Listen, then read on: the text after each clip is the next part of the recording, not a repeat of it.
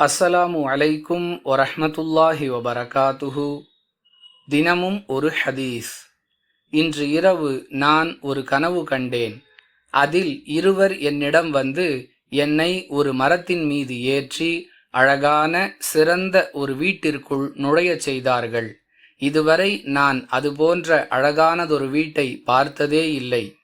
அவ்விருவரில் ஒருவர், இது அல்லாஹுவின் பாதையில் உயிர் தியாகம் செய்தவருக்குரிய வீடு என்று கூறினார் என ரசூலுல்லாஹி ஸல்லல்லாஹு அலைஹி வஸல்லம் அவர்கள் கூறினார்கள்.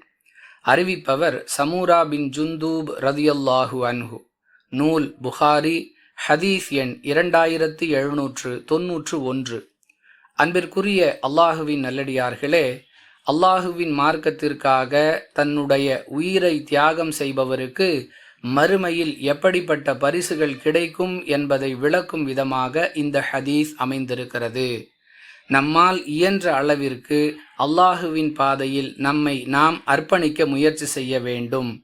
உடலால், பொருளால், மனதால் என்று எந்தெந்த வகைகளில் அல்லாஹுவின் மார்க்கத்திற்காக நம்மால் தியாகம் செய்ய முடியுமோ அந்த வாய்ப்புகளை பயன்படுத்தி நம்முடைய தியாகங்களை அல்லாஹுவுக்காக செய்ய வேண்டும்.